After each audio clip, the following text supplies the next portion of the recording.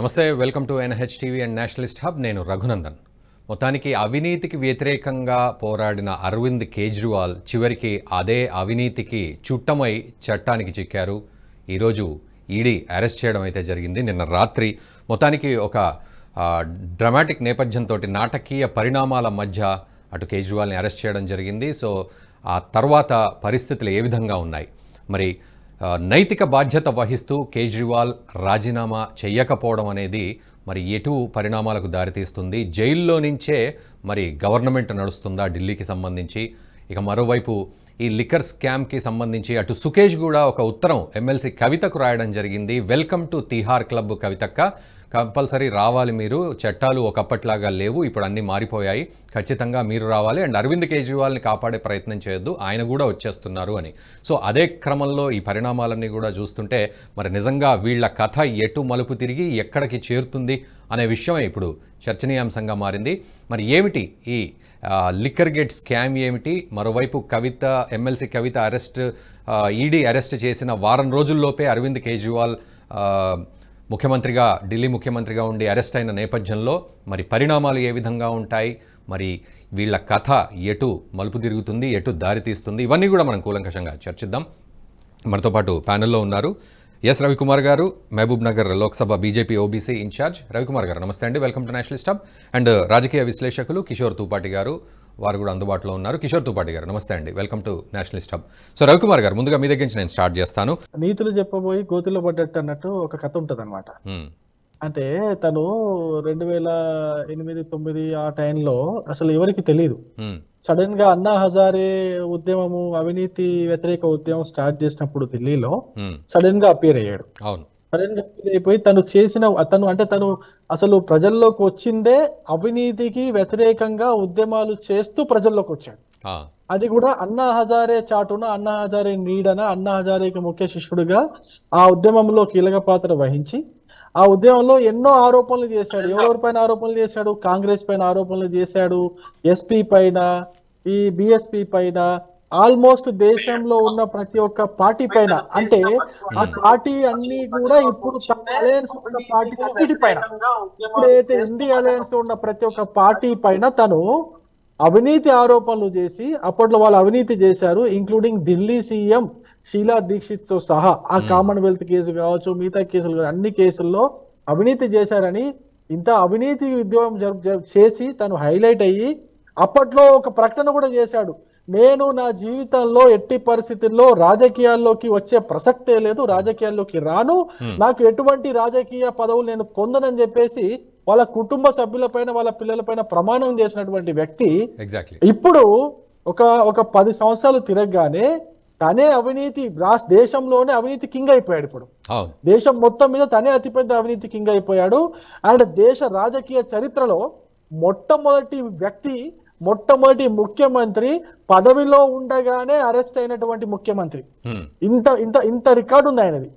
నాకు తెలిసి దేశ చరిత్రలో ఏ రాష్ట్రంలో ఎంతో మంది ముఖ్యమంత్రులు అరెస్ట్ అయినప్పటికీ అరెస్ట్ కంటే ముందు ఆరోపణలు రాగానే నైతిక బాధ్యత వహిస్తూ ముఖ్యమంత్రి పదవికి రాజీనామా చేసి ఆ సీట్లో వేరే వాళ్ళను కూర్చోబెట్టి వీళ్ళు అరెస్ట్ అయ్యారు. కానీ ముఖ్యమంత్రి పదవిలో ఉండి ఆరోపణలు వచ్చినప్పటికీ 9-10 సార్లు సమన్లు పంపించినప్పటికీ ఆ సమన్లకి అసలు రిప్లై ఇవ్వకుండా, నేను అరెస్ట్ అవ్వకుండా ఉండడానికి నాకు బెయిల్ ఇవ్వండి అని చెప్పేసి హైకోర్టులో పిటిషన్ వేసినటువంటి మొట్టమొదటి వ్యక్తి దేశ చరిత్రలో అరవింద్ కేజ్రీవాల్. ఇటువంటి వ్యక్తిని వెనకేసుకొని వస్తున్న నిజంగా ఆప్ కార్యకర్తలు కూడా ఆలోచించుకోవాలా, వాళ్ళు కూడా ఆత్మవిమర్శ చేసుకోవాలా.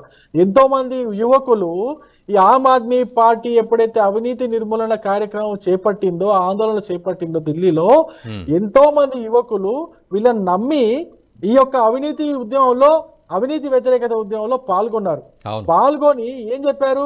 ఈ దేశంలో అవినీతికి వ్యతిరేకంగా పోరాడేది అప్పుడు లోక్పాల్ కావాలన్నారు. వీళ్ళు లోక్పాల్ వచ్చేదాకా మేము ఎట్టి పరిస్థితుల్లో ఈ యొక్క ఉద్యమాన్ని ఆపేది లేదన్నారు. ఇంకోటి ఏమన్నారు? పార్టిసిపేటెడ్ డెమోక్రసీ అన్నారు. ప్రజాస్వామ్యంలో ప్రతి ఒక్కరు పార్టిసిపేట్ చేయాలని ఒక నినాదం తీసుకొని వీళ్ళు ఉద్యమం చేస్తున్నప్పుడు ఎంతో మంది యువకులు వీళ్ళతో అండగా నిలిచి వీళ్ళతో పాటు ఉద్యమంలో పాల్గొన్నారు. వాళ్ళందరికీ ఏం సమాధానం చెప్తారండి? ఎగ్జాక్ట్లీ. వాళ్ళందరికీ ఎటువంటి మీరు మెసేజ్ ఇస్తున్నారు? ఈ దేశంలో ఇదేం తమాషా నాకు అర్థం కావట్లేదు.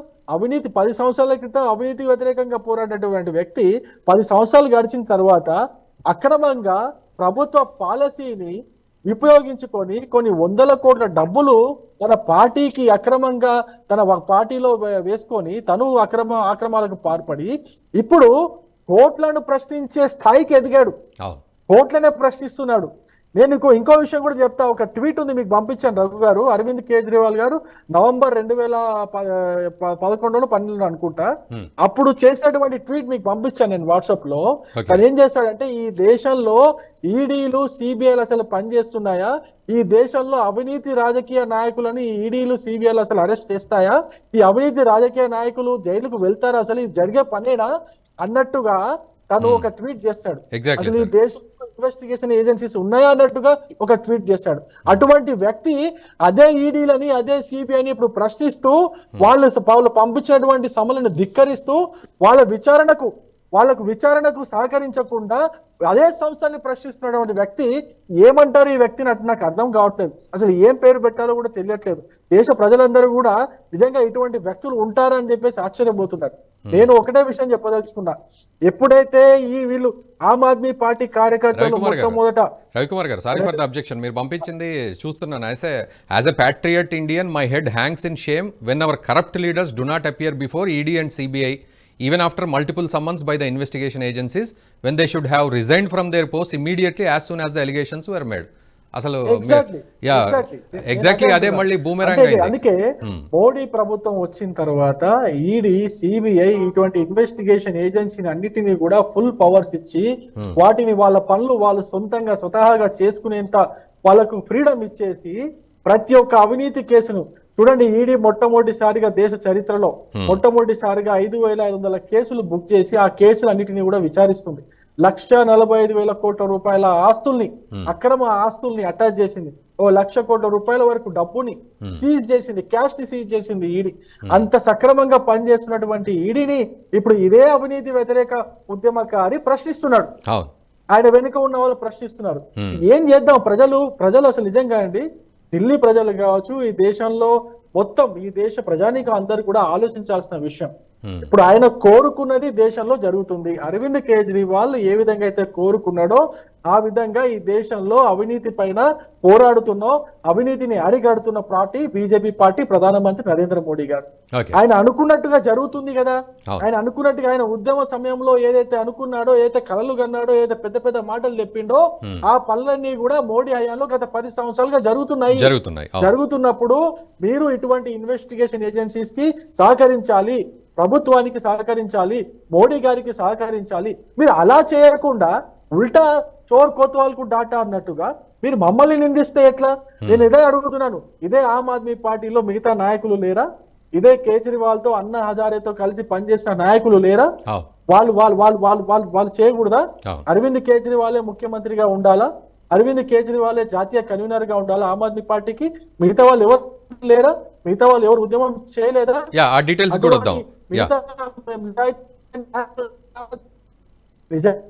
నాయకులు లేరా? పరులైన నాయకులకు అవకాశం ఇవ్వరా? రిజైన్ చేయాలి వెంటనే అరవింద్ కేజ్రీవాల్. అతీష ఎవరో లేడీ ఆ అమ్మాయి చెప్తా ఉంది, అరవింద్ కేజ్రీవాల్ జైల్లో పోయినా కూడా, జైల్లో ఉన్నా కూడా ఆయనే సీఎం గా ఉంటాడంట. అసలు కొంచెమన్నా సిగ్గుండి మాట్లాడుతున్నారా? కొంచెమన్నా ఈ దేశం పైన, ఈ ప్రజాస్వామ్యం పైన, ఈ చట్టాల పైన గౌరవం ఉండి మాట్లాడుతున్నారా? కొంచెమైనా ఈ దేశం యొక్క ప్రజలు చూస్తున్నారు, మేము పచ్చిగా అబద్ధాలు మాట్లాడుతున్నాం, పచ్చి బూతులు మాట్లాడుతున్నాం అన్న జ్ఞానం అన్న అతిశికి ఉందా? ముఖ్యమంత్రి అరెస్ట్ అయిన తర్వాత జైల్లో ఉండి కూడా పాలిస్తాడంట. ఏ విధంగా పాలన చేస్తాడండి? ఏ విధంగా పాలన చేస్తాడు? అసలు కొంచెమన్నా అసలు నైతిక బాధ్యత అనేది కొంచెమన్నా ఉంటుందా లేదా? నైతిక విలువలు కొన్ని పాటించాలా, పాటించకూడదా? ప్రజాస్వామ్యంలో ఉండి ఆరోపణలు వచ్చిన వెంటనే రాజీనామా చేయాల్సినటువంటి ముఖ్యమంత్రి రాజీనామా చేయకుండా, దర్యాప్తు సంస్థలకు సహకరించకుండా, లేనిపోని అభాండాలు ప్రభుత్వంలో ఉన్న వాళ్ళపైన వేస్తూ, ఏమండి ఈడీ అంటే ఈడీ అనే ఒక సంస్థ మీకు 10 సార్లు 9 సార్లు మీకు సమన్లు పంపిస్తే మీరు దాన్ని తిరస్కరించినప్పుడు మీరు ప్రజాస్వామ్యాన్ని గౌరవిస్తున్నట్ట? డెమోక్రసీని గౌరవిస్తున్నట్ట? ఏమండి మీ యొక్క రైట్ ఒక cabinet సిగ్నల్ బ్రేక్ మంత్రి అవుతుంది రవికుమార్ గారు, arrest సిగ్నల్ బ్రేక్ అయితే అవుతుంది. మీరు వెంటనే రాజీనామా చేయాలా? రవికుమార్ ఎప్పుడైతే మీ పైన ఆరోపణలు వచ్చినాయి అప్పుడే మీరు రాజీనామా చేయాలి. అవన్నీ చేయకుండా దర్యాప్తు సంస్థలకి సహకరించకుండా break అవుతుంది. ఉన్న సాక్ష్యాధారాలు అన్నింటినీ కూడా తన గుప్పిట్లో పెట్టుకొని సాక్ష్యాధారాలు బయటపడకుండా అక్రమంగా వాటిని దాచిపెడుతూ ఇన్నాళ్ళు అధికారాన్ని అడ్డం పెట్టుకొని ఇన్నాళ్ళు తప్పించుకొని తిరిగినాడు. ఇప్పుడు జైల్లో పోయినాడు. నేను దేశ ప్రజలందరికీ ఒకటే రిక్వెస్ట్ చేస్తున్నా, ఇటువంటి అవినీతి అనకొండలను, ఇటువంటి అవినీతి చేసేటువంటి ఈ యొక్క వివిధ రూపాల్లో ఉన్నటువంటి ఇటువంటి నాయకులను మీరు గ్రహించండి.